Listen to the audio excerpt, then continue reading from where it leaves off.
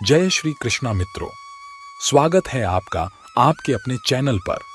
आज हम भगवत गीता के अध्याय 3 श्लोक 4 और 5 पर चर्चा करेंगे। इन श्लोकों में भगवान श्री कृष्ण कर्म और निष्कर्म का महत्व बताते हैं और यह कि कैसे हर व्यक्ति प्रकृति के गुणों से प्रेरित होकर हमेशा कर्म में लगा रहता है। आइए इन श्लोकों की गहराइयों में उतरते हैं और जीवन में कर्म की अनिवार्यता को समझते हैं। न कर्मणाम रंभन नैष्कर्म्यम पुरुषोष्णुते न च संन्यासदेव सिद्धि समधिगच्छति।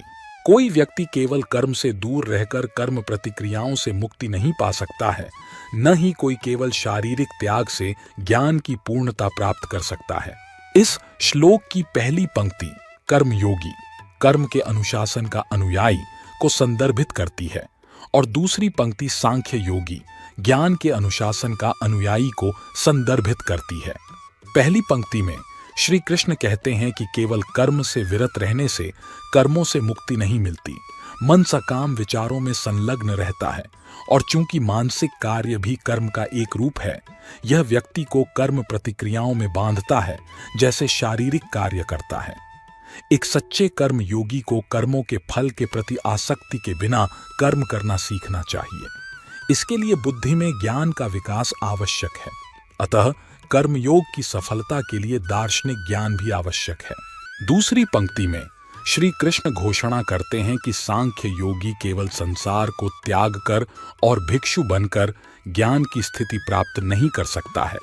कोई व्यक्ति इंद्रियों के भौतिक विषयों को छोड़ सकता है, लेकिन जब तक मन अशुद्ध रहेगा तब तक सच्चा ज्ञान जागृत नहीं हो सकता। मन की प्रवृत्ति अपने पिछले विचारों को दोहराने की होती है।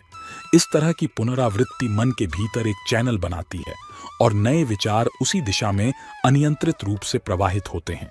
पिछली आदत के कारण भौतिक रूप से दूषित मन चिंता, तनाव, भय, घृणा, ईर्ष्या, लगाव और भौतिक भावनाओं की पूरी श्रृंखला की ओर दौड़ता रहता है।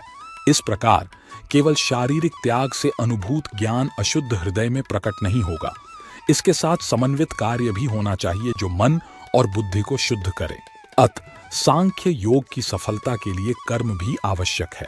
कहा जाता है कि दर्शन के बिना भक्ति भावुकता है और भक्ति के बिना दर्शन बौद्धिक कल्पना है।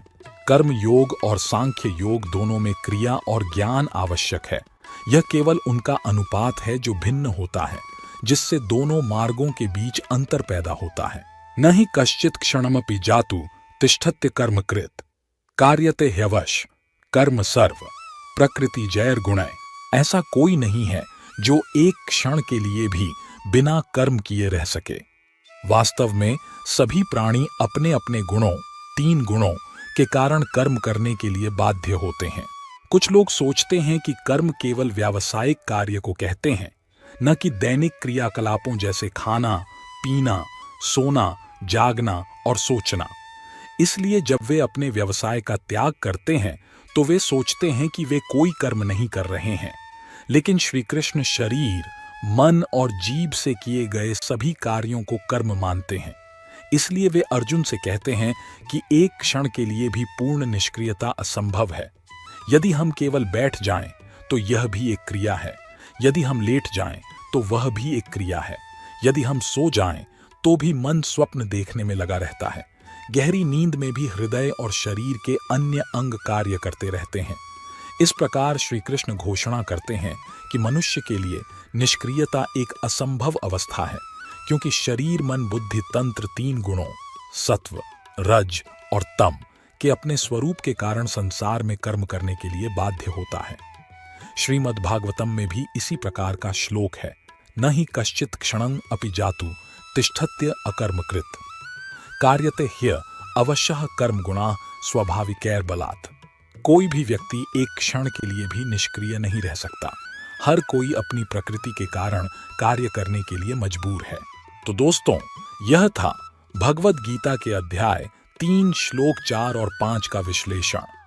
हमें आशा है कि इस चर्चा ने आपको कर्म और संन्यास के सच्चे अर्थ को समझने में मदद की होगी। यदि आपको यह वीडियो पसंद आया तो कृपया लाइक करें, शेयर करें और हमारे चैनल को सब्सक्राइब करना न भूलें।